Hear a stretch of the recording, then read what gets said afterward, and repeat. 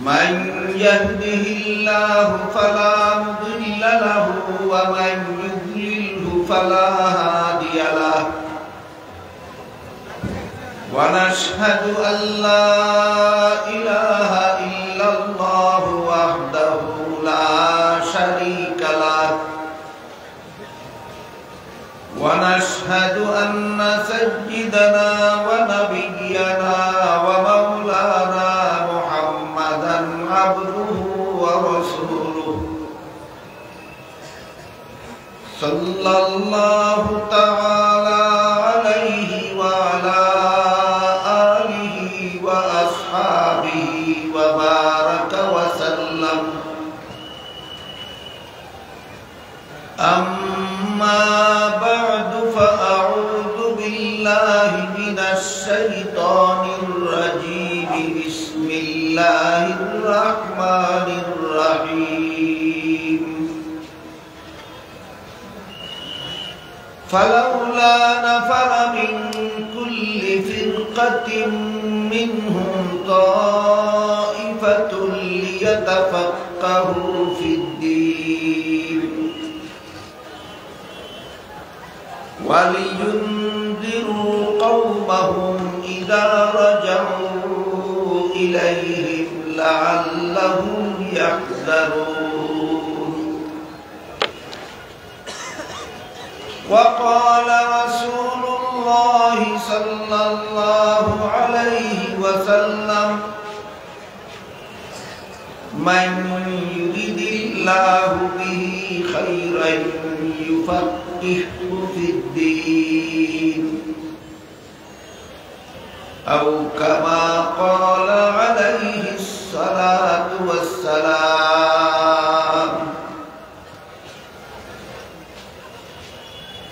हज़रत उलमाए किराम मुहतरम हाज़िरीन दूर दूरान्त থেকে আগত সর্বস্তরের মুসলমান ভাইয়েরা আমার আশপাশের বাড়িঘরের পর্দার আড়ালে বসা আমার মা ও বোনেরা পবিত্র কোরআনের যে আয়াতাংশ আমি আপনাদের সামনে তিলাওয়াত করেছি তাতে আল্লাহ বলেন হে মুমিন মুসলমানেরা তোমাদের মধ্য থেকে কিছু লোক তাফাক্কুহ ফিদ্দীন হাসিল করার জন্য বের হয়। আয়াতের এক তরজমা একাধিক তরজমা আছে, তো এখানে কোরআনের ভাষার দুটি শব্দ আমি তরজমাতে উল্লেখ করলাম। তাফাক্কুহ ফিদ্দীন, আল্লাহ নির্দেশ দিয়েছেন কিছু মুসলমান যেন তাফাক্কুহ ফিদ্দীন হাসিল করার জন্য বের হয়। এই তাফাক্কুহ ফিদ্দীনের বাংলা তরজমা যদি করেন তো আমার মতে এই বা এর বাংলা তরজমা হবে ইসলামী শিক্ষা দীক্ষা। তখন আয়াতের অর্থ দাঁড়ায় কিছু মুসলমান ইসলামী শিক্ষা দীক্ষা অর্জনের জন্য বের হয়। তবে ইসলামী শিক্ষা বলতে কোন শিক্ষা বোঝায়, এর সাথে দীক্ষা বলতে কি বোঝায়, এই দুইটা প্রশ্নের জবাব ব্যাখ্যা সাপেক্ষ তরজমার থেকে বোঝা যাবে না। আর কোরআনের যে আয়াতের মর্ম শুধু তরজমার দ্বারা অনুবাদের দ্বারা বোঝা যায় না, ব্যাখ্যার মাধ্যমে বুঝতে হয়। সেই আয়াতের ব্যাখ্যাকেই কোরআনের তাফসীর বলা হয়। এখানে আরো একটি বিষয় লক্ষণীয়, সেটি হলো আল্লাহ বলেন কিছু মুসলমান ইসলামী শিক্ষা দীক্ষা অর্জনের জন্য বের হয় না। পক্ষান্তরে এক হাদিসে রাসূল করিম সাল্লাল্লাহু আলাইহি ওয়াসাল্লাম বলেন তলাবুল ইলমি ফরিদাতুন আলা কুল্লি মুসলিম। এর অর্থ হলো ইসলামী শিক্ষা অর্জন করা সমস্ত মুসলমানদের জন্য ফরজ। রাসূল বলেন সমস্ত মুসলমানদের জন্য ফরজ। আল্লাহ বলেন কিছু মুসলমান যাও, তাই প্রশ্ন জাগে কিছু মুসলমান গেলে যদি চলে তাহলে সকল মুসলমানের উপর ফরজ হয় কি? আর সকল মুসলমানের উপর যদি ফরজ হয় তাহলে কিছু মুসলমান গেলে চলে কিভাবে? এই প্রশ্নের জবাব বোঝার জন্য আমাদের একটি পূর্ব থেকে স্মরণে রাখা দরকার। সেটা হলো ইসলামী শিক্ষার প্রধান তিনটি স্তর আছে। প্রাথমিক স্তরের ইসলামী শিক্ষা, মাধ্যমিক স্তরের ইসলামী শিক্ষা, উচ্চতর স্তরের ইসলামী শিক্ষা। যে পরিমাণ ইসলামী শিক্ষা ছাড়া মুসলমানের মতো জীবনযাপন সম্ভব নয়, যেমন কলেমা কালাম না জানলে, উযু গোসল না জানলে, নামাজ বন্দেগী না জানলে মুসলমানের মতো জীবনযাপন সম্ভব নয়। এই পরিমাণ হলো ইসলামের প্রাথমিক শিক্ষা। আর যে পরিমাণ ইসলামী শিক্ষা অর্জন করলে প্রচলিত মাদ্রাসার পাঠ্য তালিকাভুক্ত কিতাবগুলির তালিম দেওয়া যায়, শিক্ষা দেওয়া যায়, এই পরিমাণ হইল ইসলামের মাধ্যমিক শিক্ষা। আর যে পরিমাণ ইসলামী শিক্ষা অর্জন করলে কুরআন হাদিসের আলোকে মানব জীবনের সব সমস্যার সমাধান দেওয়া যায়, সেই পরিমাণ হলো ইসলামের উচ্চতর শিক্ষা। মাধ্যমিক এবং উচ্চতর শিক্ষা এর পরিমাণটা বুঝলে অতি সহজেই বোঝা যায় যে মাধ্যমিক শিক্ষা অর্জন করার মতো যোগ্যতা, মেধাগত যোগ্যতা সব মুসলমানের নাই, সময় সুযোগ নেই। উচ্চতর শিক্ষা অর্জন করার মেধাগত যোগ্যতা সব মুসলমানের নাই, সময় সুযোগ নেই। কিন্তু ইসলামের প্রাথমিক শিক্ষা অর্জন করার যোগ্যতাও সব মুসলমানের আছে, সময় সুযোগ আছে। তাই হাদিস শরীফে যে আল্লাহর রাসূল বলেছেন সমস্ত মুসলমানের জন্য ফরজ, এটা প্রাথমিক শিক্ষার কথা বলে।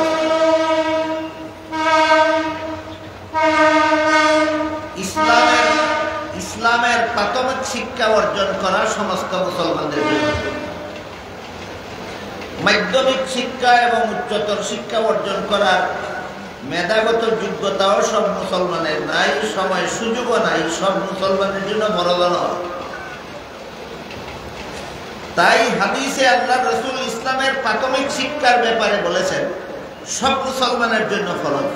আর কুরআনে আল্লাহ ইসলামের মাধ্যমিক এবং উচ্চতর শিক্ষার কথা বলেছেন কিছু মুসলমান অর্জন করলেই হয়।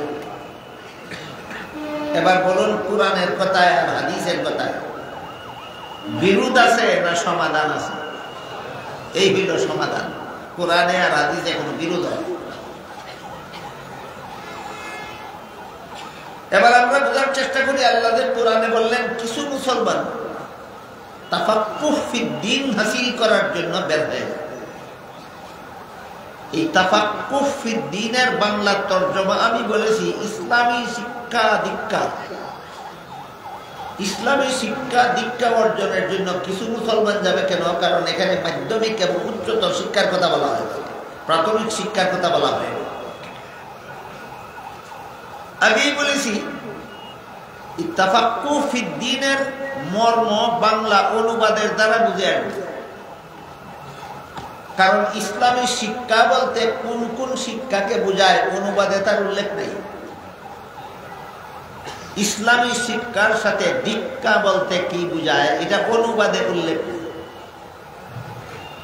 এজন্য তাফাক্কুহ ফিদ্দীন অর্থাৎ ইসলামী শিক্ষা এবং দীক্ষা, এই দুইটা শব্দের মর্ম বুঝতে হবে আমাদের ব্যাখ্যার দ্বারা। এই ব্যাখ্যাই হইল আয়াতের তাফসীর, সেই ব্যাখ্যাই হইল আয়াতের তাফসীর। আমরা দুইটা শব্দকে আগে পৃথক পৃথক ভাবে বোঝার চেষ্টা করি। একটা হলো আল্লাহ বলেছেন তাফাক্কুহ ফিদ্দীন, লিয়াতাফাক্কাহু ফিদ্দীন। একটা হলো দিন আর একটা হলো তাফাক্কুহ ফিদ্দীন।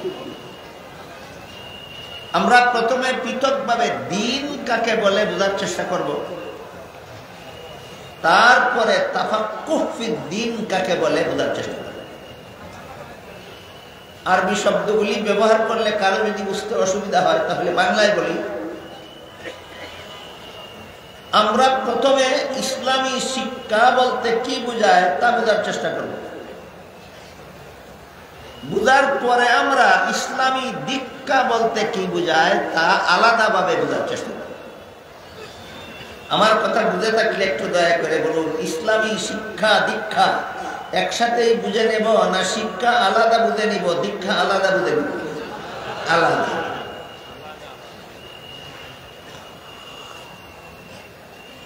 প্রসিদ্ধ একটি হাদিস আছে রাসূলের, মুহাদ্দিসিনে কেরামের পরিভাষায় হাদিসটাকে হাদিসে জিবরিল বলা হয়।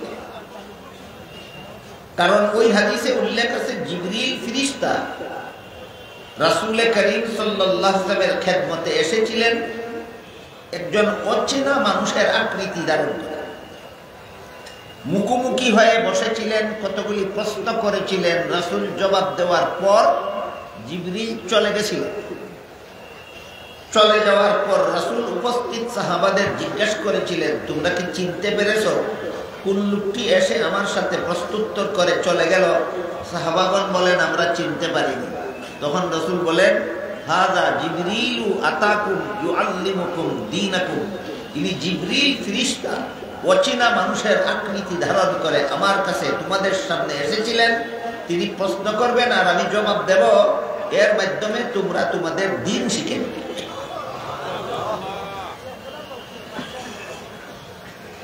কাজেই হাদিসে জিবরিল নামের এই হাদিসটা হলো দ্বীনের মুকম্মল তারিফ, দ্বীনের কমপ্লিট ডেফিনেশন।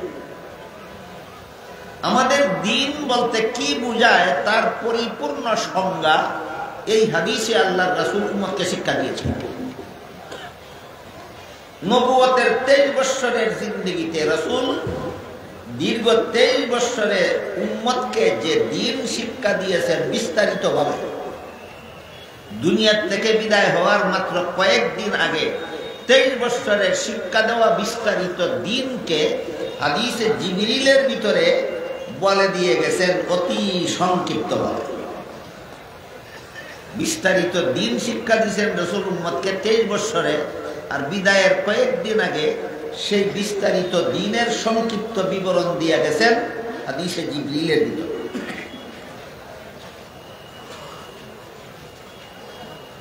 সেই হাদিসে উল্লেখ আছে জিবরিল ফেরেশতা রাসূলকে জিজ্ঞাসা করেছিলেন, মাল ঈমান, ঈমান কাকে বলে? আনুষঙ্গিকভাবে একটা কথা বলে রাখি, যেহেতু এটা ইসলামী শিক্ষা দীক্ষা সম্পর্কে আলোচনা, তাফাক্কুহ ফিদ্দীনের ব্যাপারে আলোচনা, কাজেই আলোচনার বিভিন্ন পারিভাষিক শব্দ বুঝতে আপনাদের কারো একটু কঠিন হলেও হতেও পারে। সব কথা সবেই বুঝে ফেলবেন এমন কোনো গ্যারান্টিও না, কিন্তু ফাঁকে ফাঁকে এমন কিছু জরুরি বিষয় আলোচনা হবে যেগুলি মনোযোগে শুনলে সবাই বুঝবেন এবং সকলের বোঝা দরকার। এই জন্য যেই কথাগুলি সকলে বুঝেন সেই কথাগুলি একটু মনোযোগে বুঝার এবং জীবন ভর মনে রাখার চেষ্টা করেন। এর মধ্যে একটি কথা হলো, জিবরিল রাসূলকে জিজ্ঞাসা করেছিলেন ঈমান কাকে বলে। প্রশ্নটা কি বোঝা যায় না? জিবরিল রাসূলকে জিজ্ঞাসা করেছিলেন ঈমান কাকে বলে। জবাবে রাসূল ঈমানের 6টা মূল কথা বলে দিয়েছেন। এটা মনে রাখি জীবনভর, ঈমানের মূল কথা 6টা। 1 নম্বর আল্লাহ বিশ্বাস করা, 2 নম্বর ফেরেশতা বিশ্বাস করা, 3 নম্বরে আসমানি কিতাব তথা কুরআন বিশ্বাস করা, 4 নম্বর নবী রাসূল বিশ্বাস করা, 5 নম্বর তকদীর বিশ্বাস করা, 6 নম্বর আখিরাতের চিরস্থায়ী জীবন বিশ্বাস করা। এই 6টা হলো ঈমানের মূল কথা। এগুলি তো বুঝতে অসুবিধা হওয়ার কথা নয়। একটু মনোযোগী হলে জীবনভর আমরা স্মরণ রাখতে পারি। এবং মুসলমানের জীবনে যত ফরজ কাজ আছে সকল ফরজের বড় ফরজ হইল ইমানের 6 কথা মনে রাখা, বুঝা এবং বিশ্বাস করা। কাজে আজকের থেকে আমরা সকলেই স্মরণ রাখার চেষ্টা করি। জিবরিলের প্রশ্নের জবাবে আল্লাহ রসুল ইমানের 6টা মূল কথা বলে দিয়েছেন। 1 নম্বরে আল্লাহ বিশ্বাস করা, 2 নম্বরে ফিরিস্তা বিশ্বাস করা, 3 নম্বরে কুরআন বিশ্বাস করা, 4 নম্বরে নবী রসুল বিশ্বাস করা, 5 নম্বরে তকদীর, 6 নম্বরে আখিরাত। সাবহল এই 6 কথা ইয়াদ রাখা লাগবে সারা জীবন। নাইলে আপনি নিজেই বলতে পারবেন না আপনার ইমান আছে কিনা। আমি যদি জানি এই 6 কথা বিশ্বাস করার নাম ইমান, তাহলে আমি বলতে পারবো আমার ইমান আছে কি নাই। যে 6 কথা বিশ্বাস করার নাম ইমান জানে না, 6 কথা জানে না, তার ইমান আছে কি নাই সে নিজেই বলতে পারবে না। বুঝে থাকতে বলেন তো এই 6 কথা মনে রাখে কি অত্যন্ত জরুরি ব্যাপার নয়। এটা সকলের বোঝা দরকার, সহজ ব্যাপার। জীবনভর মনোযোগে শুনি এবং জীবনভর স্মরণ রাখার চেষ্টা করি যে জিবরিলের এক প্রশ্নের জবাবে আল্লাহর রাসূল ইমানের 6টা মূল কথা বলে দিয়েছেন। এই 6টা মূল কথার সাথে আরো কিছু আনুষঙ্গিক কথা আছে। 6 কথাও কোরআন হাদিসে বর্ণিত আছে, 6 কথার সাথে অনেক আনুষঙ্গিক কথাও কোরআন হাদিসে বর্ণিত আছে।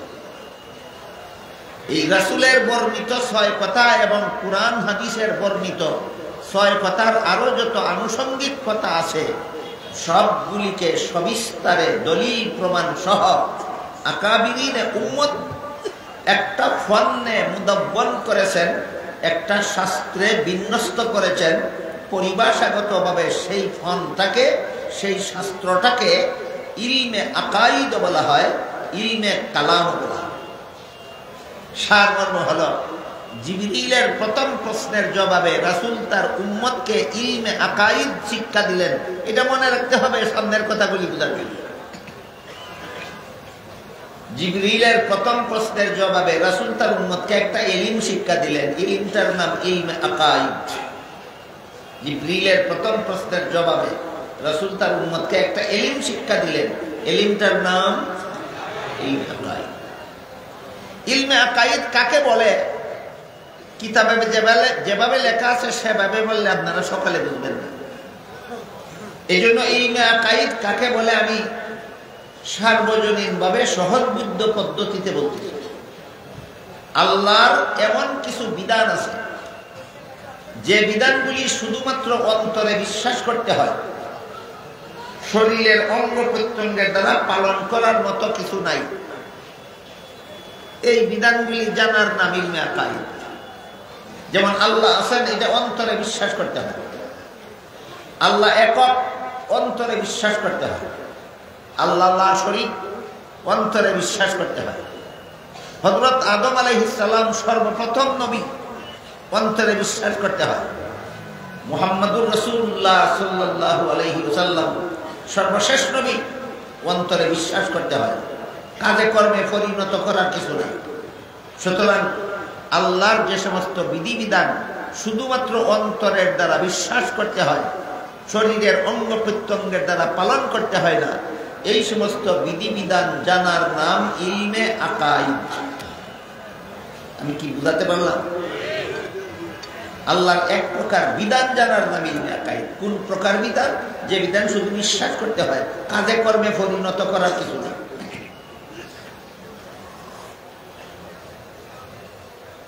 এরপর জিবরিল দ্বিতীয় প্রশ্ন করলেন, মাল ইসলাম, ইসলাম কাকে বলে, ইমান কাকে বলে? প্রশ্নের জবাবে রাসূল ইমানের 6টা মূল কথা বলে দিয়েছিলেন। যখন জিবরিল জিজ্ঞাসা করলেন ইসলাম কাকে বলে, তখন রাসূল ইসলামের 5টা মূল কথা বলে দিয়েছেন। এই 2টা কথাও আমাদের সারা জীবন মনে রাখার মতো। ইমানের মূল কথা 6টা, ইসলামের মূল কথা 5টা। ইমানের মূল কথা 6টা, ইসলামের মূল কথা 5টা।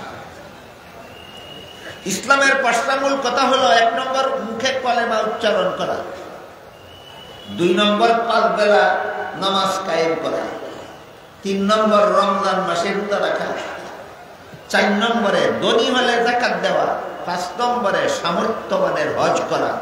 এই 5টা হইল ইসলামের মূল কথা। এর সাথে আরো যত আনুষঙ্গিক কথা কুরআন হাদিসে বর্ণিত হয়েছে সবগুলিকে সবিস্তারে দলিল প্রমাণ সহ আকাবিরিনে উম্মত আরেকটি শাস্ত্রে বিন্যস্ত করেছেন। শাস্ত্রটাকে পরিভাষাগতভাবে ইলমে ফিকহ বলা হয়। সারমর্ম হল জিবরিলের দ্বিতীয় প্রশ্নের জবাবে রাসূল তার উম্মতকে ইলমে ফিকহ শিক্ষা দিয়েছেন। এইটা মনে রাখতে হবে। সামনের কথাগুলি বোঝার জন্য এই কথাটা মনে রাখতে হবে। জিবরিলের প্রথম প্রশ্নের জবাবে রাসূল তার উম্মতকে ইলমে আকাইদ শিক্ষা দিলেন। জিবরিলের দ্বিতীয় প্রশ্নের জবাবে রাসূল তার উম্মতকে ইলমে ফিকহ শিক্ষা দিলেন। এলেমগুলিকে যে আকাবিরিনে উম্মতে বিন্যস্ত করেছেন, এখানে আকাবিরিনে উম্মত বলতে কি বোঝায়? আকাবিরিনে উম্মত বলতে বোঝায় উম্মতের শীর্ষস্থানীয় আলেমগণ, উম্মতের টপ লেভেলের আলেম, যাদের উপরে এই উম্মতে আর বড় কোনো আলেম নেই। বুঝাতে পারলাম? বাংলায় বলতে পারেন উম্মতের শীর্ষস্থানীয় আলেমগণ। আরবি ভাষায় বলে আকাবিরিনে উম্মত। ইমানের 6টা মূল কথার সাথে আরো যত আনুষঙ্গিক কথা আছে সবগুলিকে সবিস্তারে দলিল প্রমাণ সহ আকাবিরিনে উম্মত একটি শাস্ত্রে বিন্যস্ত করেছেন। শাস্ত্রটাকে পরিভাষাগতভাবে ইলমে আকাইদ বলা হয়, ইলমে কালাম বলা হয়। জিবরিলের দ্বিতীয় প্রশ্নের জবাবে রাসূল তার উম্মতকে ইলমে ফিকহ শিক্ষা দিয়েছেন। ইলমে ফিকহর ডেফিনেশন হলো, ইলমে ফিকহর সংজ্ঞা হলো আল্লাহর যে সমস্ত বিধিবিধান শুধু অন্তরে বিশ্বাস করলে চলে না, শরীরের বাহ্যিক অঙ্গ প্রত্যঙ্গের দ্বারা পালন করতে হয়। যেমন ওযুর 4 ফরজ, বিশ্বাস করলেই ওযু হয় না, হাত মুখ ধুইতে হয়। তাহলে ওযুটা ইলমে আকাইদের বিষয় হলো না, ইলমে ফিকহর বিষয় হলো। নামাজের 13 ফরজ, বিশ্বাস করলেই নামাজ হয় না, রুকু সিজদা করতে হয়। তাইলে নামাজ ইলমে আকাইদের বিষয় হইল না, ইলমে ফিকহর বিষয় হইল।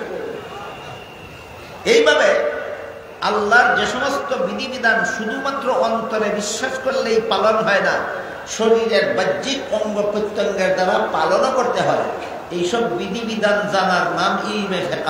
এইসব বিধিবিধান জানার নাম ইলমে ফিকহ।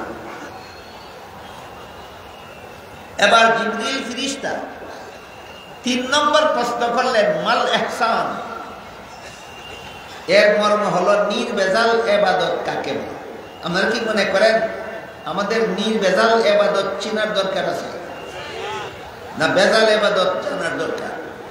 না নির্ভেজাল? জিবরিল জিজ্ঞাসা করলেন নির্ভেজাল ইবাদত কোনটা? জবাবে রাসূল করিম সাল্লাল্লাহু আলাইহি ওয়াসাল্লাম নির্ভেজাল ইবাদতের 2টা মূল কথা বলে দিয়েছেন। ইমানের মূল কথা 6টা, ইসলামের মূল কথা 5টা, নির্ভেজাল ইবাদতের মূল কথা 2টা। কি কি রাসূল বলেন? আনতাবুদাল্লাহ কাআন্নাকা তারাহু ফাইন লাম তাকুন তারাহু ফাইন্নাহু ইয়ারাক। এই বিবরণটা বিভিন্ন বর্ণনায় বিভিন্ন শব্দের দ্বারা বর্ণিত হয়েছে। কোন বর্ণনায় তাবুদা শব্দ উল্লেখ আছে, কোন বর্ণনায় তামালা শব্দ উল্লেখ আছে, কোন বর্ণনায় তাপ আলা শব্দ উল্লেখ আছে। সবগুলির মর্ম হলো নির্ভেজাল ইবাদতের 2টা মূল কথা। একটা হলো আল্লাহ সদা সর্বদা তোমার সামনে আছেন, কিন্তু আল্লাহকে দেখার মতো পাওয়ার দুনিয়ার জীবনে তোমার চোখে দেওয়া হয় না। এই জন্য তুমি চর্মচোখে দুনিয়াতে আল্লাহকে দেখো না। এই কথা বলি সব মুসলমানের জানা দরকার। আল্লাহ সদা সর্বদা আমার সামনে আছেন।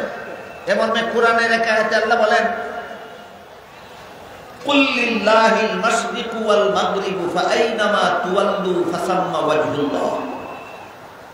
অর্থাৎ হে রাসূল করিম সাল্লাল্লাহু আলাইহি ওয়াসাল্লাম, আপনি বলে দিন পূর্ব পশ্চিম উত্তর দক্ষিণ নির্বিশেষে সব দিকেই আল্লাহ আছেন। কাজেই তোমরা যেদিকেই ফিরো সেদিকেই আল্লাহ আছেন, যেদিকেই ফিরো সেদিকেই আল্লাহ আছেন।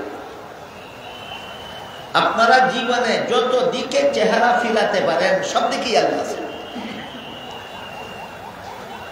এই জাতীয় যত আয়াত এবং রাসূলের হাদিস আছে, যত দ্বারা আল্লাহ কোন দিকে বা কোন স্থানে আছেন বলা হয়েছে, এর তাফসীর হলো, ব্যাখ্যা হলো, আল্লাহ গুণগতভাবে সমস্ত জগতে বিরাজমান। আল্লাহ গুণগতভাবে সমস্ত জগতে বিরাজমান। আল্লাহর গুণ সর্বত্র বিরাজমান। কিন্তু আল্লাহ সত্তাগতভাবে কোন স্থানে অবস্থান করেন না। এই কথাটা বোঝার জন্য, এটা একটা কঠিন কথা, বোঝার জন্য আমি মনে করি সবচেয়ে সহজ পদ্ধতি হল, যখন আসমান জমিন আরশ কুরসি লৌহ কলম পাহাড় পর্বত নদী নালা কোনো কিছু সৃষ্টি করা হয়নি, এক কথায় গোটা জগৎ সৃষ্টি করার আগেও আল্লাহ ছিলেন কিনা এটা বলুন আপনারা? ছিলেন। যখন কোনো স্থান ছিল না তখনও আল্লাহ ছিলেন। তখন কি আল্লাহ কোনো স্থানে ছিলেন না স্থান ছাড়া? বলে যখন জগৎ বলতে কিছুই ছিল না, স্থান বলতে কিছুই ছিল না, তখনও তো আল্লাহ ছিলেন। কোন স্থানে ছিলেন না স্থান ছাড়া? স্থান ছাড়া। আহলে সুন্নাত ওয়াল জামাতের আকীদা, জগৎ সৃষ্টির আগে আল্লাহর সত্তা যেভাবে স্থান ছাড়া বিদ্যমান ছিল, জগৎ সৃষ্টির পরেও আল্লাহর সত্তা স্থান ছাড়া বিদ্যমান। এই জন্য আল্লাহর সত্তাকে জমিনে আছেন বলা সহিহ আকীদা নয়, গ্রন্থ মতবাদ। আল্লাহর সত্তাকে আসমানে আছেন বলা বিশুদ্ধ মতবাদ নয় বা ভ্রান্ত মতবাদ। আল্লাহর সত্তাকে আরশে অবস্থান করেছেন বলা ভ্রান্ত মতবাদ, ইসলামের বিশুদ্ধ মতবাদ নয়। কথায় কথায় একটু কঠিন কথা এসে গেল। আপাতত যারা বুঝেছেন বুঝেছেন, যারা না বুঝেননি তারা আপাতত এই কথাটা মুলতবি রাখেন। আল্লাহ কোরআনের আয়াতে বলেন, পূর্ব পশ্চিম উত্তর দক্ষিণ নির্বিশেষে আল্লাহ সব দিকেই আছেন, তোমরা যেদিকে ফিরো সেদিকেই আল্লাহ আছেন। এই মর্মটাই হাদিস শরীফে রাসূল বলেছেন, আনতা আবুদাল্লাহ কাআন্নাকা তারাহু। আল্লাহর নির্বেজাল ইবাদতের দুই মূল কথা। প্রথম মূল কথা হলো আল্লাহ সর্বদাই তোমার সামনে আছেন। এবার বলুন, আল্লাহ সর্বদা আমাদের সামনে আছেন কিনা? আছেন।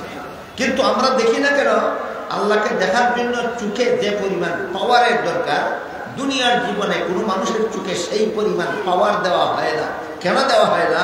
দিলেই তো দেখতো, অবশ্যই দেখতো, কিন্তু তখন তার ঈমানটাই কবুল হইত না। তাই আল্লাহ দুনিয়ার জীবনে আল্লাহকে দেখার মতো পাওয়ার আমাদের চোখে না দিয়া আমাদের ঈমানটা কবুল হওয়ার ব্যবস্থা করেছে। এই কথাটা সব মুসলমানের জানা দরকার। দুনিয়ার জীবনে আল্লাহকে দেখি না কেন? দেখার মতো পাওয়ার নাই কেন? আল্লাহ দিছেন না, দিলেন না কেন? আমার ঈমানটা কবুল হওয়ার জন্য। কারণ আল্লাহকে দেখে ঈমান আনলে ঈমান কবুল হয় না, আল্লাহকে না দেখে ঈমান আনলে ঈমান কবুল হয়। এই কথার শেষ কথাটা বুঝে থাকলে এবার বলেন, দুনিয়ার জীবনে আল্লাহকে আমরা দেখলেই ভালো হইতো, না দেখায় ভালো হইত? এটা সব মুসলমানের জানা দরকার। এই নির্বেজাল ইবাদতের একটা মূল কথা, আল্লাহ সর্বদা আমার সামনে আছেন, কিন্তু আমার দৃষ্টি শক্তির অভাবে আমি দেখি না।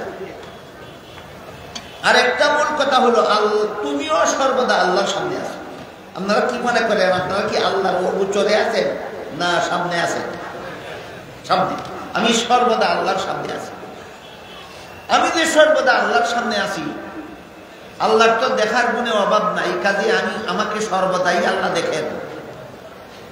আল্লাহও সর্বদা আমার সামনে আছেন, আমার দেখার গুণের অভাবে দেখি না, কিন্তু আমি যে আল্লাহর সামনে আছি, আল্লাহর তো দেখার গুণে কোনো অভাব নাই, আল্লাহ সর্বদাই আমাকে দেখেন। এই পার্থক্যটা বোঝাবার জন্য আল্লাহ রাসূল ওইখানে বলেছেন কাআন্না, আর এখানে বলেছেন ফাইন্না। এই আরবি শব্দগুলির কাঠিন্যের মধ্যে আমি আপনাদের টেনে নিতে চাই না, সহজ সরল বাংলায় বলতে চাই।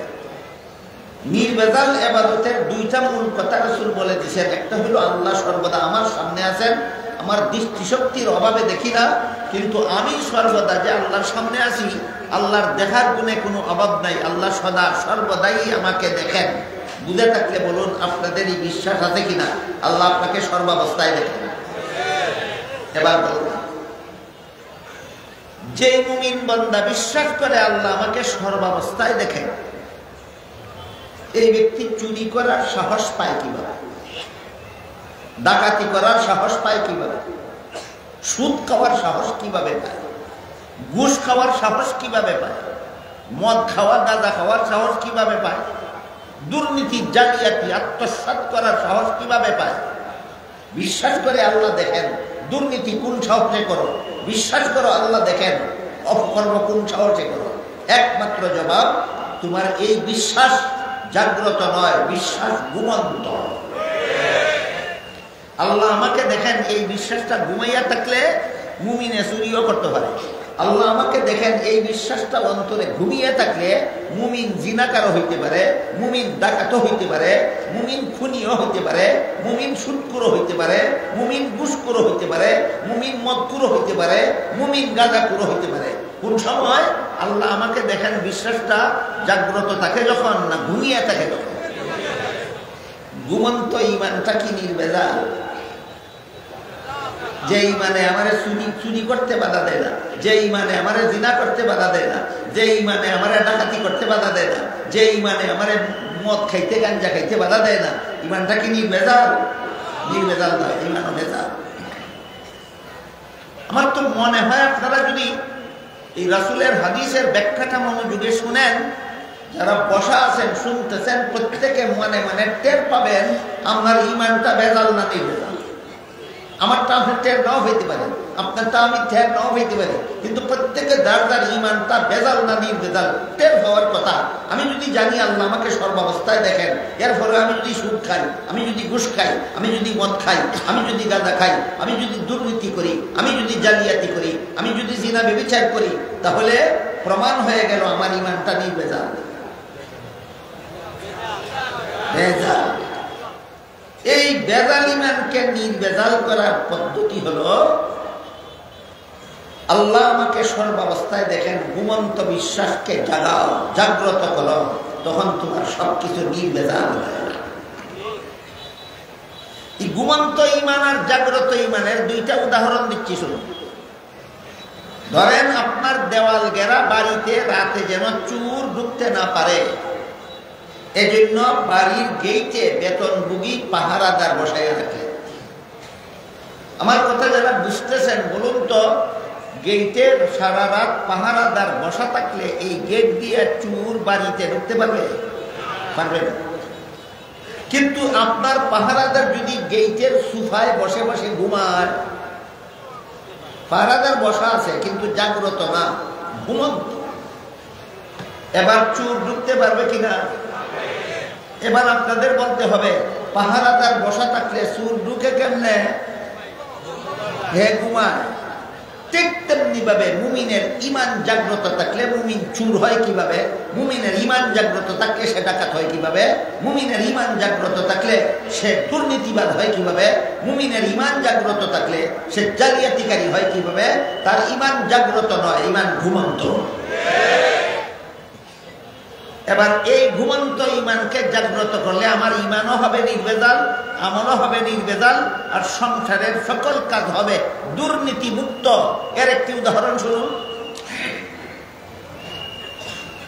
হযরত ইউসুফ আলাইহিস সালামের সাথে জিনা করার জন্য জুলাইখা একটা খাস কামরায় নিয়ে গেছিল, রাজকীয়ভাবে সুসজ্জিত খাস কামরা, যেখানে ইউসুফ আর জুলাইখা দুইজন ছাড়া দুনিয়ার আর কোনো মানুষ ছিল না।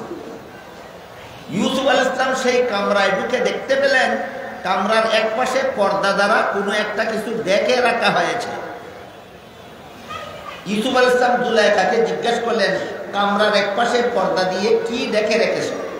জুলাইখা বলে, আমি যে মূর্তিটার পূজা করি এই মূর্তিটা ঢাকিয়া রাখছে।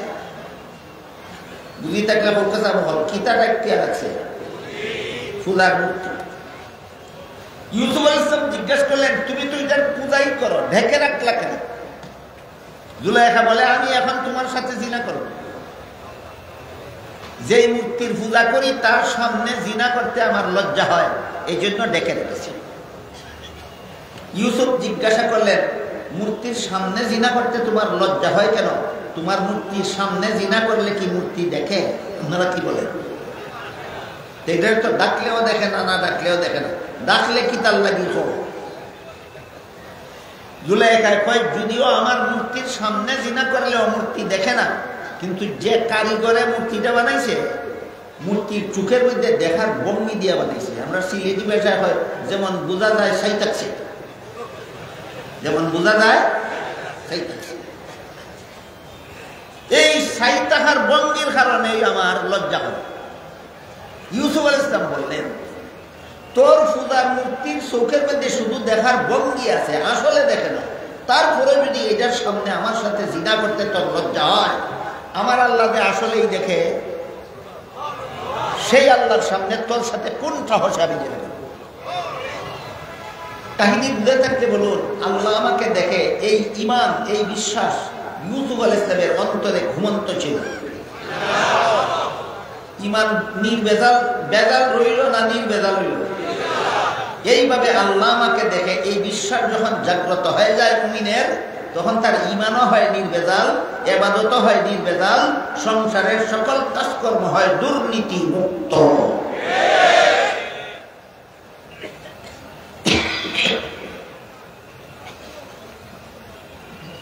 এই দুইটা জিনিস, দুইটা বিশ্বাসকে জাগ্রত করা হলো নির্বেজাল ইবাদতের ব্যবস্থা। একটা হলো আল্লাহ আমার সামনে আছেন সদা সর্বদা, আমার দৃষ্টিশক্তির অভাবে আমি দেখি না। আর একটু হলো আমি আল্লাহর সামনে আছি সদা সর্বদা, আল্লাহর দেখার জন্য কোনো অভাব নাই, আল্লাহ সদা সর্বদাই আমাকে দেখেন। সুতরাং কোনো গুনার কাজের সাহস আমার অন্তরে থাকতে পারে না। এইভাবে অন্তরের ঈমানকে জাগ্রত করার নাম নির্বেজাল ইবাদত। তাহলে নির্বেজাল ইবাদতের যে দুইটা মূল কথা রাসূল বলে দিলেন, এই দুইটা মূল কথার সাথে আরো অনেকগুলি আনুষঙ্গিক কথা কোরআন হাদিসে বর্ণিত আছে। সবগুলি আনুষঙ্গিক কথাকে সবিস্তারে দলিল প্রমাণ সহ ওই আকাবিরিনে উম্মত, দেখি অর্থটা মনে রাখতে পারলেন কিনা? আকাবিরিনে উম্মতের বাংলা কি? উম্মতের শীর্ষস্থানীয় আলেম, উম্মতের টপ লেভেলের আলেমগণ, যাদের উপরে আর কোনো আলেম নেই। এই দুইটা মূল কথার সাথে, নির্বেজাল ইবাদতের দুইটা মূল কথার সাথে আরো যত আনুষঙ্গিক কথা আছে, সবগুলিকে সবিস্তারে দলিল প্রমাণ সহ আকাবিরিনে উম্মত আরেকটি ফন্নে মুদব্বন করেছেন, আরেকটি শাস্ত্রে বিন্যস্ত করেছেন। পরিভাষাগতভাবে সেই শাস্ত্রটাকে ইলমে তাসাব্বুফ বলা হয়, ইলমে তাজকিয়াও বলা হয়। জিবরিলের তৃতীয় প্রশ্নের জবাবে রাসূল তার উম্মতকে ইলমে তাজকিয়া শিক্ষা দিলেন। প্রথম প্রশ্নের জবাবে ইলমে আকাইদ শিক্ষা দিলেন, দ্বিতীয় প্রশ্নের জবাবে ইলমে ফিকহ শিক্ষা দিলেন, তৃতীয় প্রশ্নের জবাবে ইলমে তাজকিয়া শিক্ষা দিলেন। জিবরিলের 3 প্রশ্নের জবাবে রাসূল তার উম্মতকে 3 প্রকার ইলম শিক্ষা দিলেন। এই 3 প্রকার ইলমের নাম মুমিনের দ্বীন।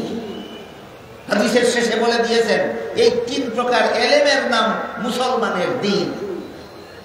বুঝাতে বললাম? হাদিসে জিবরিলে আল্লাহ রাসূল দ্বীনের একটা কমপ্লিট ডেফিনেশন দিয়েছেন, পরিপূর্ণ সংজ্ঞা দিয়েছেন। কি? 3টা ইলমের নাম আমার দ্বীন। একটা ইলম, 3টা ইলম হলো আমার দ্বীন। একটা ইলমের নাম ইলমে আকাইদ, একটা ইলমের নাম ইলমে ফিকহ, একটা ইলমের নাম ইলমে তাজকিয়া। ইলমে তাজকিয়ার সংজ্ঞা কি?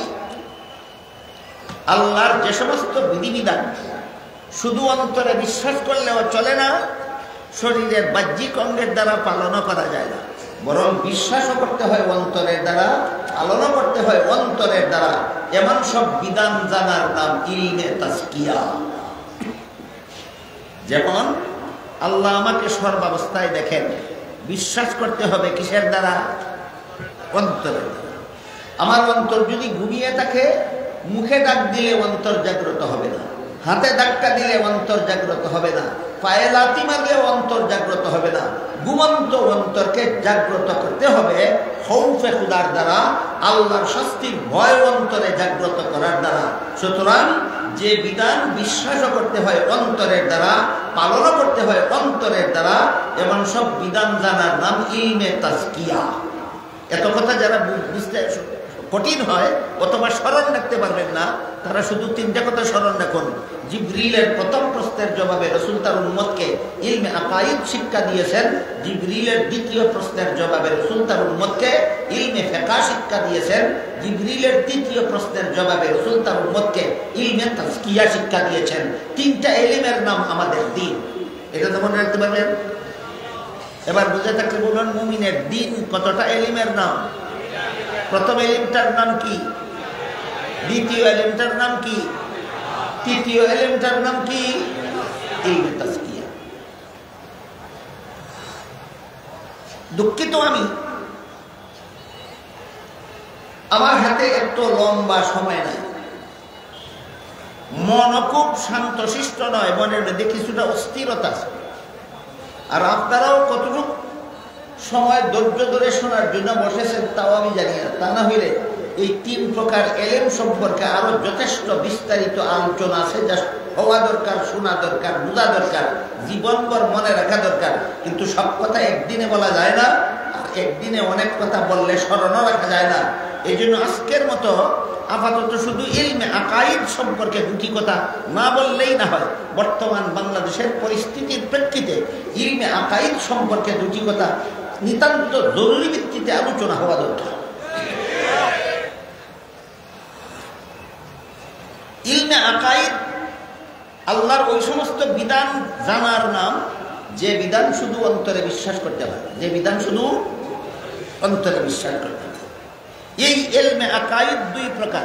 এক প্রকার ইলমে আকাইদ অন্তরে বিশ্বাস না করলে কাফের হইয়া যায়। এক প্রকার আকাইদ এমন আছে যেগুলি বিশ্বাস না করলে কি হইয়া যায়? কাফের হইয়া যায়। যেমন মুহাম্মদুর রাসূলুল্লাহকে শেষ নবী বিশ্বাস না করলে কাফের। তাহলে মুহাম্মদুর রাসূলকে শেষ নবী বিশ্বাস করা যে কেমন আকীদা? যে ঈমানী আকীদা। এটা যদি তোমার অন্তরে থাকে তাহলে তুমি মুমিন, এটা যদি বিশ্বাস না করো তাহলে তুমি কাফের। তো এক প্রকার ইলমে আকাইদের উদাহরণ। আরেক প্রকার আকাইদ এমন আছে যেগুলি বিশ্বাস না করলে কাফেরও হয় না, নির্ভেজাল মুমিনও থাকে না। ইলমে আকাইদের এমন কিছু বিষয় আছে যেগুলি বিশ্বাস না করলে কাফেরও হয় না আর নির্ভেজাল মুমিনও থাকে না, তার ঈমান ভেজাল হইয়া যায়। যেমন আল্লাহ পাক রব্বুল আলামিন পবিত্র কোরআনের এক আয়াতে বলেন, وَإِذِ ابْتَلَى إِبْرَاهِيمَ رَبُّهُ بِكَلِمَاتٍ فَأَتَمَّهُنَّ قَالَ إِنِّي جَاعِلُكَ لِلنَّاسِ إِمَامًا قَالَ وَمِنْ ذُرِّيَّتِي قَالَ لَا يَنَالُ عَهْدِي الظَّالِمِينَ। আল্লাহ বলেন, তখনকার ঘটনা স্মরণ করো যখন ইব্রাহিম আলাইহিস সালামকে আল্লাহ কতগুলি কঠিন পরীক্ষা করেছিলেন। পরীক্ষাগুলিতে উত্তীর্ণ হলে পরে আল্লাহ ইব্রাহিম আলাইহিস সালামকে বলেছিলেন, আপনাকে আমি মানুষের ইমাম বানাবো, অর্থাৎ আপনাকে নবী বানাবো। সাথে সাথে ইব্রাহিম আলাইহিস সালাম বললেন, শুধু আমাকে নয়, আমার পরবর্তী প্রজন্মদেরকেও নবী বানান। আল্লাহ বলেন, পরবর্তী প্রজন্মের ভিত্তিতে নবী বানাই না। আপনার পরবর্তী প্রজন্মের মধ্যে কেউ যদি গুনাহ করে তাকে অবশ্যই নবী বানাবো না। আমার নবী বানাবার একটা মূলনীতি হলো, আমি কোনো গুনাহগারকে নবী বানাই না। আমি যাদেরকে নবী বানাই, নবী বানাবার আগেও বেগুনাহ, পরেও বেগুনাহ, আজীবন বেগুনাহ। সুতরাং নবীগণকে বেগুনাহ বিশ্বাস করা এটাও ইলমে আকাইদের একটা বিষয়, ইলমে আকাইদের একটা বিষয়। আল্লাহ পাক রব্বুল আলামিন সমস্ত নবী রাসূলগণের বেলায় একটা সার্বজনীন মূলনীতি কোরআনে ঘোষণা করে দিলেন, লা ইয়ানালু আহদিজ জালিমিন। গুনাহগারদেরকে আমি নবুয়তের পদ দান করি না। সুদা কথায় গুনাহগারদেরকে নবী বানাই না, গুনাহগারদেরকে নবী বানাই না, গুনাহগারদেরকে নবী বানাই। এখন যদি কেউ কোনো নবীকে গুনাহগার মনে করে তাইলে ইসলামের তার মনে করাটা হবে ইসলামের সহিহ আকীদা না ইসলামের নামে ভ্রান্ত মতবাদ? কোন নবীকে গুনাহগার মনে করা, মুসলমান দাবি করার পর কোন নবীকে গুনাহগার মনে করা ইসলামের সহিহ আকীদা নয়, ইসলামের নামে ভ্রান্ত মতবাদ।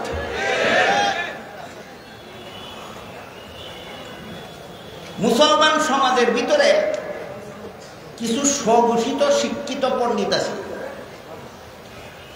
বাস্তবিকই শিক্ষিত পণ্ডিত না স্বঘোষিত? কিছু স্বঘোষিত শিক্ষিত পণ্ডিত আছে, এরা বিভিন্ন নবীর জীবনের বিভিন্ন ঘটনাকে মন গড়া ব্যাখ্যা করে গুনাহগার সাজায়। কোন নবীর জীবনের কোন ঘটনা সহিহ ব্যাখ্যার মাধ্যমে গুনাহগার সাব্যস্ত হয় না। এরা নবীকে গুনাহগার সাব্যস্ত করার জন্য বিভিন্ন নবীর জীবনের বিভিন্ন ঘটনাকে সহিহ ব্যাখ্যা নয়, মন গড়া ব্যাখ্যা এমন ভাবে করে যেভাবে করলে নবী গুনাহগার সাব্যস্ত হয়ে যায়। আমার কথা বুঝে থাকলে বলুন, কোন নবীর জীবনের কোন ঘটনাকে সহিহ ব্যাখ্যা করলে গুনাহগার সাব্যস্ত হয় না মন গড়া ব্যাখ্যা করলে গুনাহগার সাব্যস্ত হয়? এমন একটা মন গড়া ব্যাখ্যার উদাহরণ শুনুন।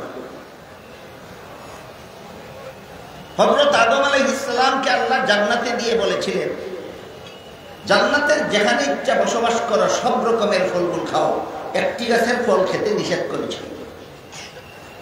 কিন্তু শেষ পর্যন্ত আদম জান্নাতে নিষিদ্ধ গাছ, ইবলিসের দুকায় পরে নিষিদ্ধ গাছের ফল খেয়েছিলেন।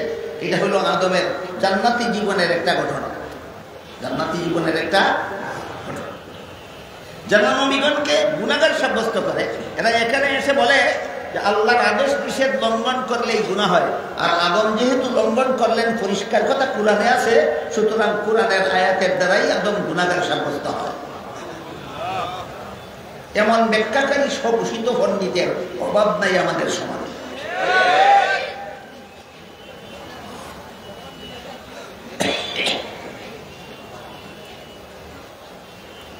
একটু সময়ের জন্য যদি আমরা এই ভ্রান্ত মতবাদীদের এই ভ্রান্ত ব্যাখ্যাটা মেনে নেই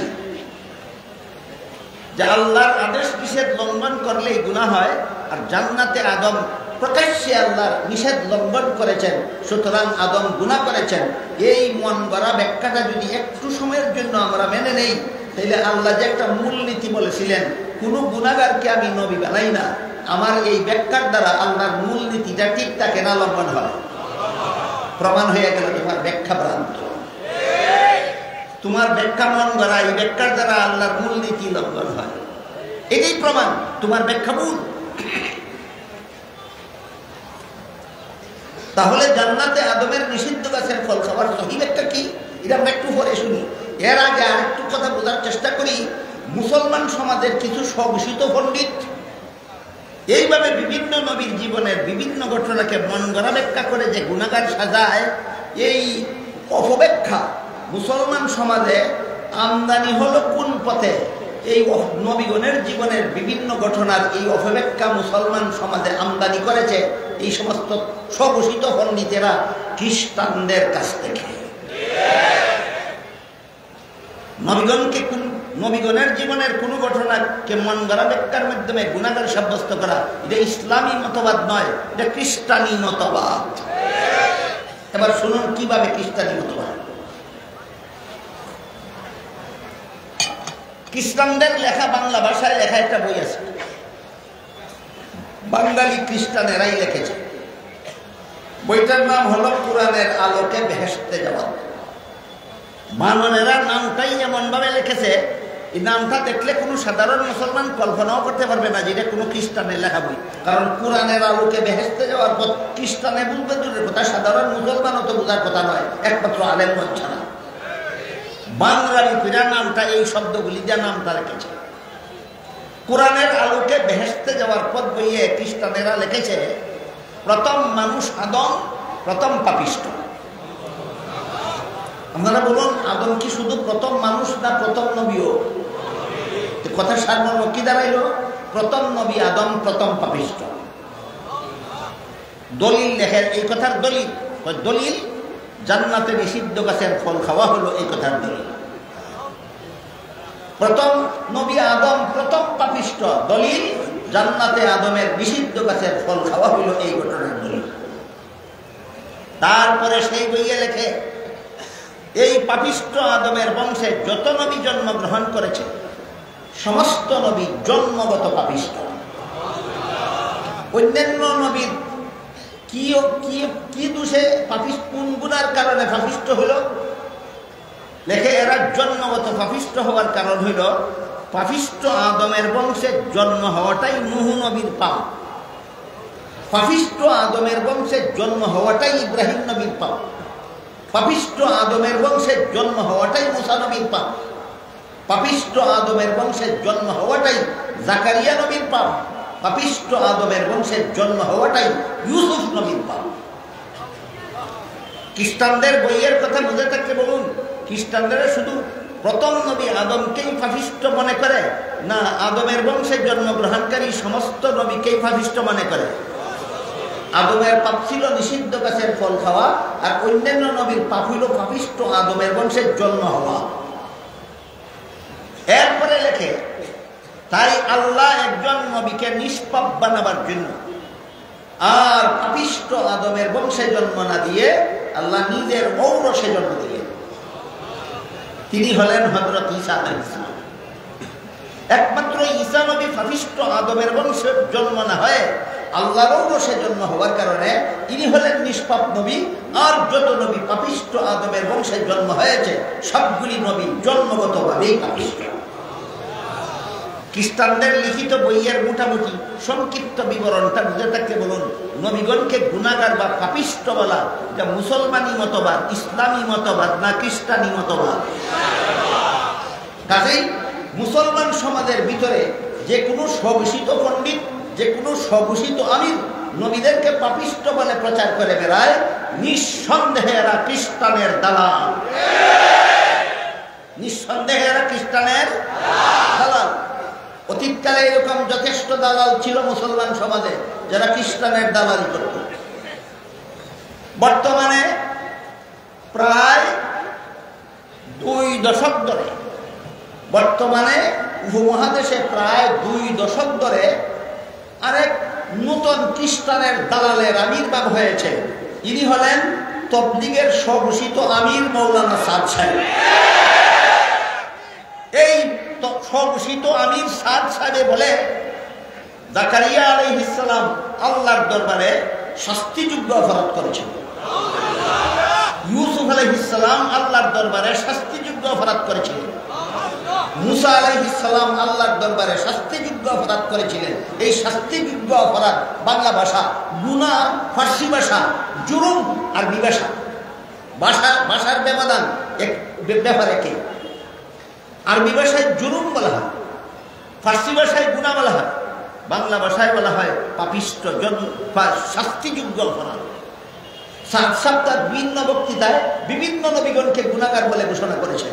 এমনকি সাদ সাহেব মুহাম্মদুর রাসূলুল্লাহ সাল্লাল্লাহু আলাইহি ওয়াসাল্লাম সম্পর্কে বক্তৃতা দিয়েছে যে মুহাম্মদুর রাসূলুল্লাহ আল্লাহর দরবারের শাস্তিযোগ্য অপরাধী। আমি আগেই বলেছি কোন নবীকে মন গড়া ব্যাখ্যার দ্বারা গুনাহগার সাব্যস্ত করা ইসলামী মতবাদ নয়, খ্রিস্টানি মতবাদ। সুতরাং নামধারী কোনো মুসলমান যদি কোনো নবীকে গুনাহগার বলে প্রচার করে বেড়ায়, পরিষ্কার প্রমাণ হয়ে গেল তুমি মুসলমান নয়, তুমি খ্রিস্টানের দালাল।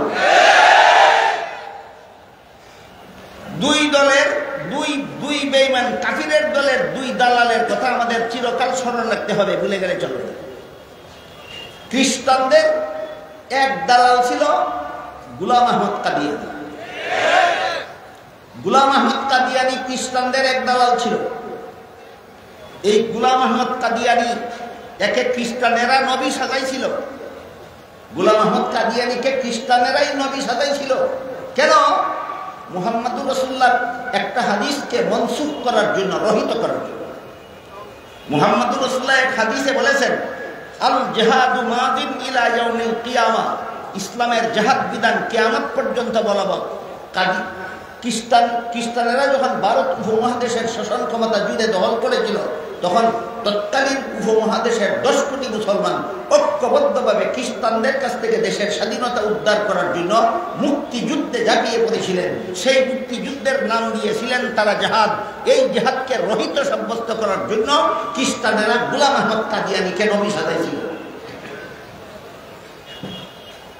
সুতরাং এই গোলাম আহমদ কাদিয়ানী তার বিভিন্ন বই পুস্তকে এক বইয়ের নাম আছে গভর্নমেন্ট কি তাওয়াজ্জুহ কে লায়েক। এই বইয়ে গোলাম আহমদ কাদিয়ানী ফতোয়াবাদী করল ইংরেজ সরকারের বিরুদ্ধে জেহাদ করা হারাম। শাহ আব্দুল আজিজ ফতোয়া দিয়েছিলেন ইংরেজ সরকারের বিরুদ্ধে জেহাদ করা ফরজ। বিরুদ্ধে গোলাম আহমদ কাদিয়ানী ফতোয়াবাদী করল ইংরেজের বিরুদ্ধে জেহাদ করা হারাম। সুতরাং গোলাম আহমদ কাদিয়ানী ছিল ইংরেজের দালাল।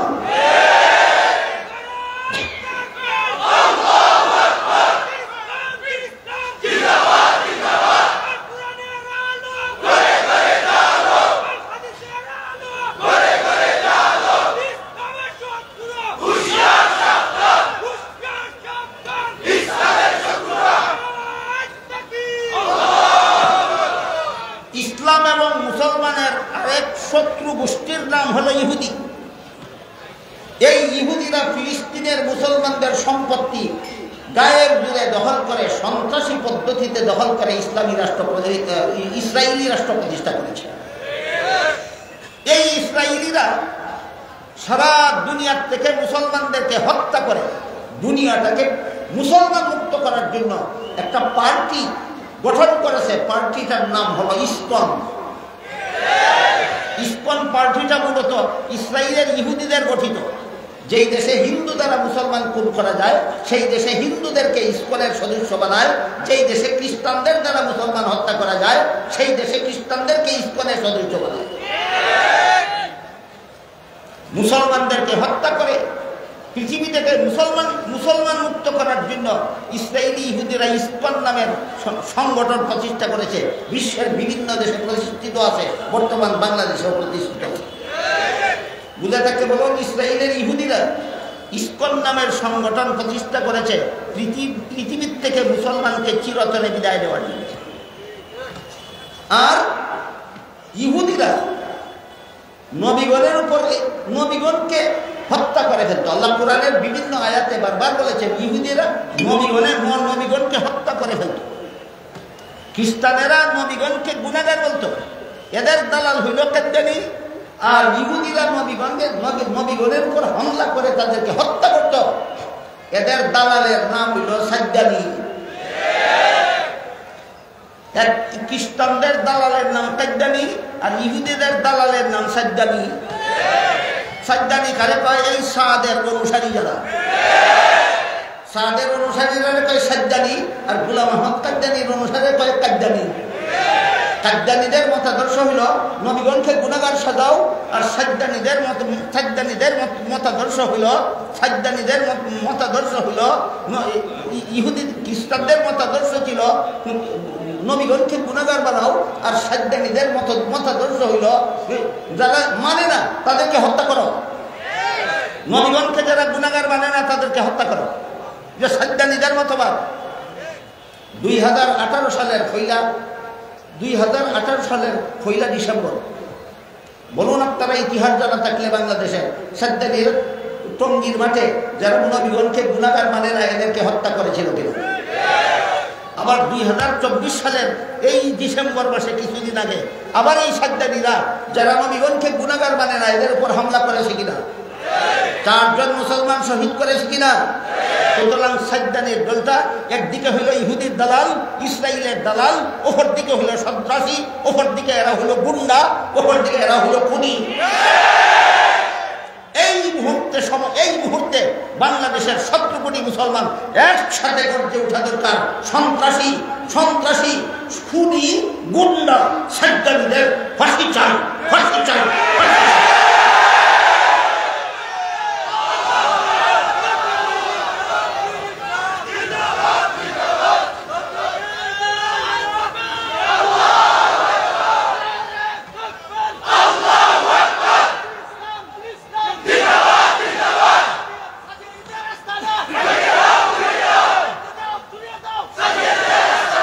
সাদিয়ানীদের আস্তানা বাংলার জমিনে হবে না।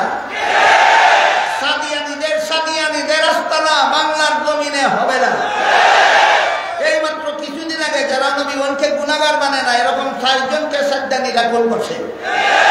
বর্তমান সরকারকে আমি বলতে চাই 17 কোটি মুসলমানের পক্ষ থেকে খুনিদেরকে ফাঁসি না দিলে খুনিদেরকে ফাঁসি না দিলে, যারা মজলুম, যাদের পরিবারের সদস্যরা খুন হয়েছে, এরা আইন হাতে তুলে নিলে দেশের শান্তি শৃঙ্খলাও রক্ষা করতে পারবে না তুমি। আর আইন হাতে নিলে এই প্রতিশোধ না নিয়ে বাংলার মুসলমান সাবধানীদেরকে ছাড়বে না, ছাড়বে না।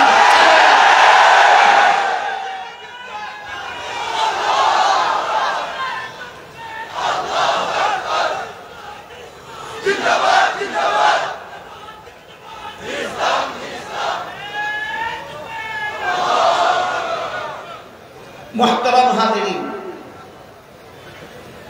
বলেছিলাম জিবরিলের প্রথম প্রশ্নের জবাবে রাসূল তার উম্মতকে ইলমে আকাইদ শিক্ষা দিয়েছেন। ইলমে আকাইদের দুই অংশ, এক অংশ না মানলে কাফের, যেমন কাদ্দানি, এক অংশ না মানলে কাফের, যেমন কাদ্দানি, আর এক অংশ না মানলে কাফেরও না, নির্ভেজাল মুসলমানও না। মুসলমান নামের ভেজাল, এদের উদাহরণ হইল সাজ্জানি। ইলমে আকাইদের যে অংশ না মানলে কাফের হয়, এই অংশের উদাহরণ কাদ্দানি। আর ইলমে আকাইদের যে অংশ না মানলে কাফেরও হয় না, নির্ভেজাল মুসলমানও থাকে না, এই অংশের নাম হইল সাজ্জানি। আমি জিজ্ঞেস করতে চাই আপনাদেরকে, কাদ্দানি হতে চান না সাজ্জানি হতে চান? না পিওর মুসলমান? পিওর মুসলমান, বাংলাদেশের মুসলমান পিওর মুসলমান হতে চায়, নির্ভেজাল মুসলমান হতে চায়। আমরা মুহাম্মদ রাসূলকে শেষ নবী মানি এবং আদম আলাইহিস সালাম থেকে নিয়ে মুহাম্মদুর রাসূলুল্লাহ সাল্লাল্লাহু আলাইহি ওয়াসাল্লাম পর্যন্ত সমস্ত নবী রাসূলগণকে বেগুনাহ বিশ্বাস করি। এবার আসুন, আদম নবীর নিষিদ্ধ গাছের ফল খাওয়ার সহি ব্যাখ্যা কি তাহলে? রয়েছে না প্রশ্ন একটা? আদম নবীর জান্নাতে নিষিদ্ধ গাছের ফল খাওয়াকে সাজ্জানি ব্যাখ্যা করলে আদমকে গুনাহগার সাব্যস্ত করা যায়। কোন ব্যাখ্যায়? সাজ্জানি ব্যাখ্যায়। আদম নবীর নিষিদ্ধ গাছের ফল খাওয়াকে সাজ্জানি ব্যাখ্যা করলে আদমকে গুনাহগার সাব্যস্ত করা যায়, মুসলমানি ব্যাখ্যা করলে গুনাহগার সাব্যস্ত হয় না। এবার মুসলমানি ব্যাখ্যাটাও শুনুন আদমের নিষিদ্ধ গাছের ফল খাওয়ার কথা।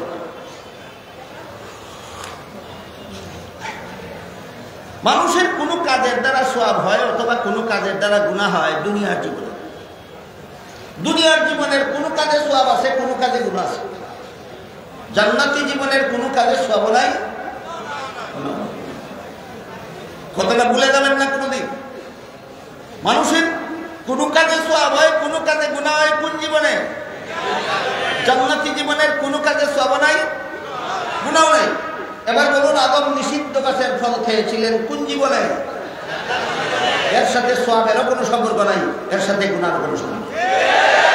বিগত ১৫০০ বছরের ইতিহাসে ইসলামের বিশুদ্ধ মতবাদী মুফাসসিরিনে কেরাম যত তাফসীরের কিতাব লিখেছেন, সবগুলি তাফসীরের কিতাবে এই ব্যাখ্যা উল্লেখ আছে যে আদম নিষিদ্ধ গাছের ফল খেয়েছিলেন জান্নাতি জীবনে, যেই জীবনের কোনো কাজে সওয়াব নাই, গুনাহ নাই। এই ব্যাখ্যাটা মেনে নিলে আল্লাহর সার্বজনীন মূলনীতি লঙ্ঘন হয় না রক্ষা হয়? এইটাই প্রমাণ। এই ব্যাখ্যাটা হলো সহি ব্যাখ্যা, যে ব্যাখ্যা করলে নবী গুনাহগার সাব্যস্ত হয়। এই ব্যাখ্যা সাজ্জানি ব্যাখ্যা, এই ব্যাখ্যা ভ্রান্ত ব্যাখ্যা, এই ব্যাখ্যা মন গড়া ব্যাখ্যা। যেই ব্যাখ্যা করলে ধরে আল্লাহর সার্বজনীন মূলনীতি ঠিক থাকে, গুনাহগারদেরকে নবী বানাই না, যাদেরকে নবী বানাই তারা জীবনে কোনোদিন গুনাহ করে না। এই ব্যাখ্যা যারা গ্রহণ করে, এরা ব্যাখ্যার দ্বারা আল্লাহর সার্বজনীন মূলনীতি বহাল থাকে, বজায় থাকে।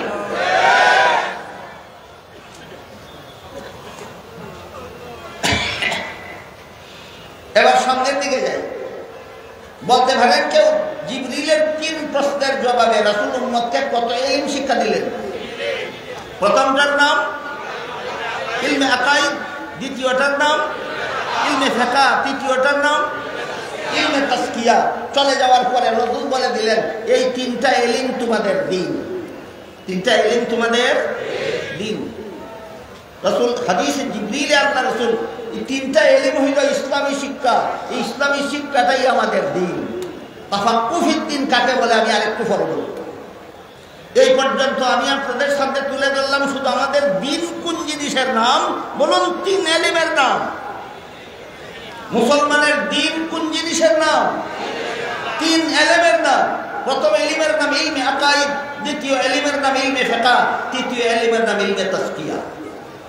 আজকাল সমাজে অবস্থা এমন দাঁড়াইছে, ইলমে ইলমে আকাইদের সিদ্ধান্ত মানে না, খালি কয় মুসলমান আসো সব একদল হইয়া যায়। ইলমে ফিকহের সিদ্ধান্ত মানে না, শুধু বলে মুসলমান আসো সব একদল হইয়া যায়। ইলমে তাজকিয়ার সমূলেই মানে না, বলে মুসলমান আসো সব একদল হইয়া যায়। আবার কোরআনের আয়াত দিয়া দলিল দেয়। কোন আয়াত? সূরা আলে ইমরানের 103 নম্বর আয়াত দিয়া দলিল দেয়। কয় আল্লাহ কোরআনের সূরা আলে ইমরানের 103 নম্বর আয়াতে বলেছেন যে কিনা ওয়াতাসিমু বিহাবলিল্লাহি জামিআন ওয়া লা তাফাররাকু। হে মুসলমানেরা, তোমরা পরস্পরে বিচ্ছিন্ন হইও না, তোমরা দল উপদলে বিভক্ত হইও না, তোমরা একদল মুক্ত হও। কেতনা বড় বাটপারি কোরআনের আয়াতের তর্জমার মধ্যে আমি আপনাদের একটু দেখাইয়া দিতে চাই। সূরা আলে ইমরানের 103 নম্বর আয়াতে আল্লাহ ঐক্যবদ্ধ হওয়া আগে বলেননি, ঐক্যবদ্ধ হওয়ার ঠিকানা আগে বলে দিয়েছেন। আগে বলেছেন আল্লাহর রশ্মিকে ধারণ করার মাধ্যমে ঐক্যবদ্ধ হও। সমস্ত মুফাসসিরিনে কেরাম এখানে আল্লাহর রশ্মি বলতে ব্যাখ্যা করেছেন আল্লাহর দ্বীন। আর হাদিস শরীফে রাসূল বলেছেন তিনটা ইলমের নাম আল্লাহর দ্বীন। ইলমে আকাইদ আল্লাহর দ্বীনের এক অংশ, ইলমে ফিকহ আল্লাহর দ্বীনের এক অংশ, ইলমে তাজকিয়া আল্লাহর দ্বীনের এক অংশ। সূরা আলে ইমরানের 103 নম্বর আয়াতে আল্লাহ বলেছেন আল্লাহর দ্বীন পালনের মাধ্যমে ঐক্যবদ্ধ হও। মর্ম হলো ইলমে আকাইদের সিদ্ধান্ত মেনে নিয়ে মুসলমান ঐক্যবদ্ধ হও। মর্ম হলো ইলমে ফিকহের সিদ্ধান্ত মেনে নিয়ে মুসলমান ঐক্যবদ্ধ হও। মর্ম হলো ইলমে তাজকিয়ার সিদ্ধান্ত মেনে নিয়ে মুসলমান ঐক্যবদ্ধ হও। বলুন আল্লাহ ঐক্যবদ্ধ হও আগে বলেছেন, ঐক্যের প্ল্যাটফর্ম আগে বলেছেন। প্ল্যাটফর্মের কথা বলে না, শুধু ঐক্যবদ্ধ হওয়ার কথা বলে। কেন? হয়তো প্ল্যাটফর্ম জানেই না আল্লাহ কোরআনে কি বলেছেন, আর না হয় জানে। বলে যদি, তাহলে তার দলে গিয়ে কেউ ঐক্যবদ্ধ করবে হবে না, কারণ তার আকাইদ নষ্ট, তার ফিকহ নষ্ট, তার তাজকিয়া নষ্ট। এই জন্য ঐক্যবদ্ধ হওয়ার যে একটা জোয়ার বসে, জোয়ারের বন্যার পানিতে ভেসে যাবেন না। যারাই আপনাকে বলবে আসুন সব মুসলমান ঐক্যবদ্ধ হয়ে আল্লাহ কোরআনে বলেছেন, জিজ্ঞাসা করবেন কোন সূরার কত নম্বর আয়াত। যখন বলবে সূরা আলে ইমরানের 103 নম্বর আয়াত, তখন বলবেন আয়াতের তর্জমাটা ঠিক করে রাখো। আল্লাহ কি বলেছেন? ঐক্যবদ্ধ হওয়া আগে বলেছেন না আল্লাহর দ্বীন পালনের মাধ্যমে ঐক্যবদ্ধ হওয়া বলেছেন। আর হাদিস শরীফে রাসূল বলেছেন তিনটা ইলমের নাম আল্লাহর দ্বীন। ইলমে আকাইদের নাম আল্লাহর দ্বীন। ইলমে আকাইদের সিদ্ধান্ত মেনে নিয়ে মুসলমান ঐক্যবদ্ধ হও। সুতরাং ইলমে আকাইদের সিদ্ধান্ত হলো সমস্ত নবীগণ বেগুনাহ, সমস্ত নবীরে বেগুনাহ মানিয়া ঐক্যবদ্ধ হওয়ার কথা বল। নবীরে বেগুনাহ মানুষটা তোর মুখে ঐক্যের কথা সাজে না।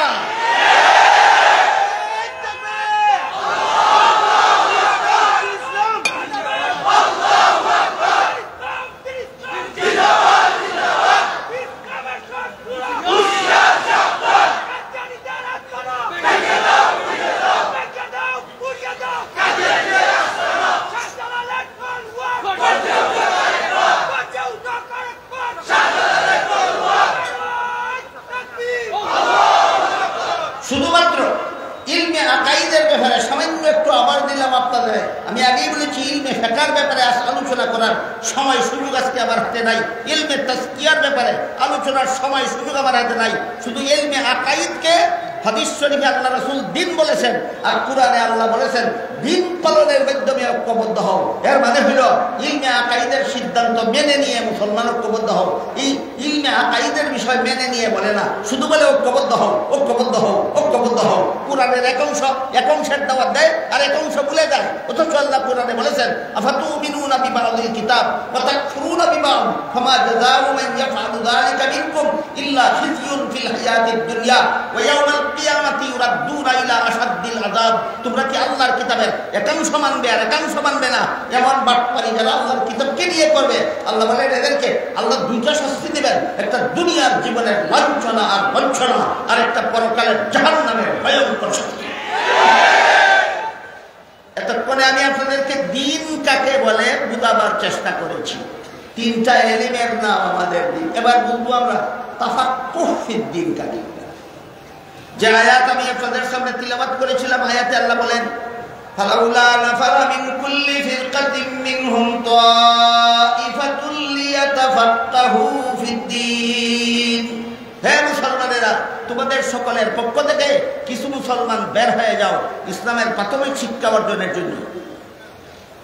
একজনে না বুঝে ইসলামের প্রাথমিক শিক্ষা কিছু মুসলমানের অর্জন করলে চলে না? সব মুসলমানের জন্য করা তাহলে এখানে কিছু মুসলমান আল্লাহ বলছেন যে প্রাথমিক শিক্ষা বোঝাবার জন্য না মাধ্যমিক উচ্চতর, মাধ্যমিক এবং উচ্চতর শিক্ষা কিছু মুসলমানে অর্জন করলে চলে।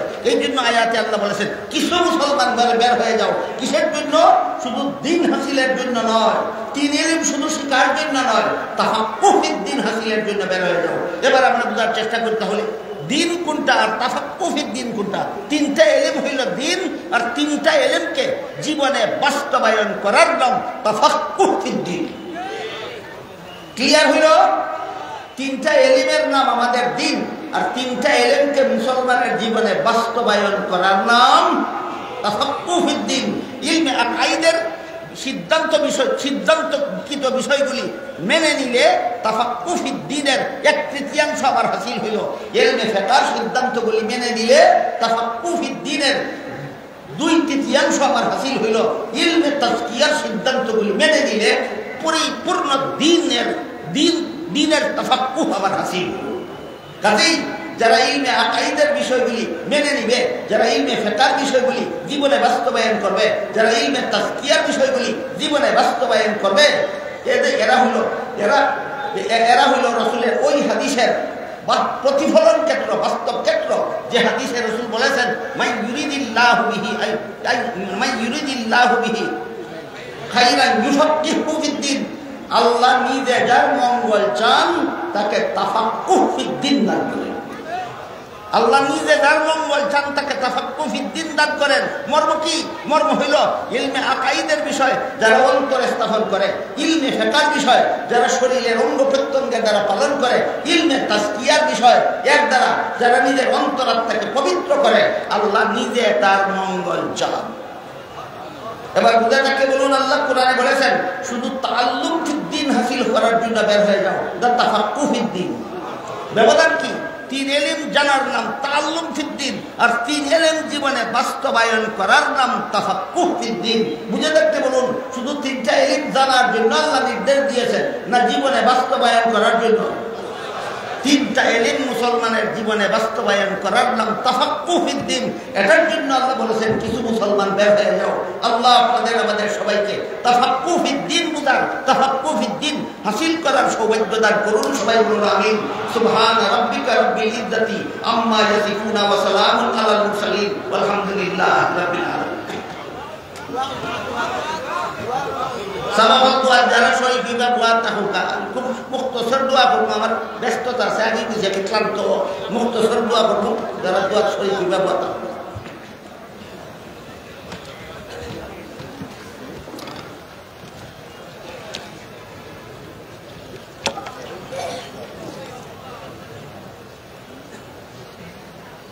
اللهم صل على سيدنا ونبينا مولانا محمد وعلى آله وأصحابه وبارك وسلم كما تحب وترضى عدد ما تحب وترضى. الحمد لله الذي هدانا لهذا وما كنا لنهتدي لولا أن هدانا الله. ربنا ظلمنا أنفسنا وإن لم تغفر لنا وترحمنا لنكونن من الخاسرين. ربنا آتنا في الدنيا حسنة وفي الآخرة حسنة وقنا عذاب النار. يا الله এই মুবারক সম্মেলনকে কবুল মঞ্জুর করেন। ইয়া আল্লাহ এর ওসিলায় আমাদের জিন্দেগানকে হেদায়েত করেন। ইয়া আল্লাহ সমস্ত মুমিন মুসলমান মুর্দেগানকে নাজাত দান করেন। ইয়া আল্লাহ এখানে কোরআন হাদিস থেকে যা কিছু আলোচনা হচ্ছে আমাদের বুঝার এবং জীবনে আমল করার, পালন করার তৌফিক দান করেন। ইয়া আল্লাহ আমার কাছে যারা যত রকমের দোয়া দরখাস্ত করেছেন প্রত্যেকের নেক দোয়াকে কবুল মঞ্জুর করেন। ইয়া আল্লাহ যারা যত আশা নিয়ে হাত উঠাইলাম প্রত্যেকের নেক ঘোষণাকে কবুল আর মঞ্জুর করেন। ইয়া আল্লাহ এই ঐতিহ্যবাহী মাদ্রাসা রেঙ্গাতওয়াব কুলিয়া মাদ্রাসা, যে মাদ্রাসার দিকে সম্মেলন হইতেছে, ইয়া আল্লাহ মাদ্রাসাকে কবুল মঞ্জুর করেন। ইয়া আল্লাহ মাদ্রাসার সমস্ত জরুরিয়াত পুরা করে দেন, মাদ্রাসাকে মঞ্জিলে মাকসুদ পর্যন্ত পৌঁছে দেন। ইয়া আল্লাহ মাদ্রাসার খেদমত যারা যতভাবে করতেছেন সকলের খেদমতকে কবুল মঞ্জুর করেন। ইয়া আল্লাহ মাদ্রাসার সমস্ত ছাত্রদেরকে ভবিষ্যতের ওয়ারাসাতুল আম্বিয়া বানায়া দেন। ইয়া আল্লাহ আমাদের দেশ বাংলাদেশকে হেফাজত করুন। ইয়া আল্লাহ বাংলাদেশের স্বাধীনতা হেফাজত করুন। ইয়া আল্লাহ বাংলাদেশের সার্বভৌমত্ব হেফাজত করুন। ইয়া আল্লাহ বাংলাদেশের ভৌগোলিক সীমারেখা হেফাজত করুন। বাংলাদেশের বাসিন্দাদের জান-মাল ইজ্জত হেফাজত করুন।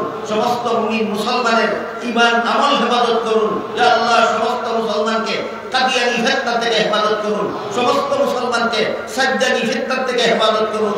ইয়া আল্লাহ সারা দুনিয়ার সমস্ত মজলুম মুসলমানদেরকে সাহায্য করুন। ইয়া আল্লাহ ফিলিস্তিনি মুসলমানদেরকে সাহায্য করুন। কাশ্মীরি মুসলমানদেরকে সাহায্য করুন।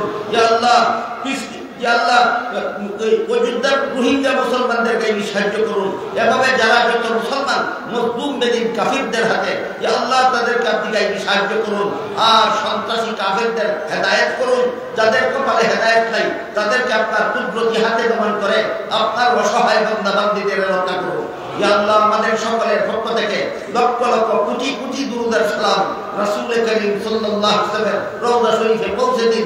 রব্বানা তাকাব্বাল মিন্না ইন্নাকা আনতাস সামিউল আলিম ওয়া তুব আলাইনা ইন্নাকা আনতাত তাওয়াবুর রহিম ওয়া সুবহানা রাব্বিকা রাব্বিল ইজ্জাতি আম্মা ইয়াসিফুন ওয়া সালামুন আলাল মুরসালিন ওয়ালহামদুলিল্লাহি রাব্বিল আলামিন।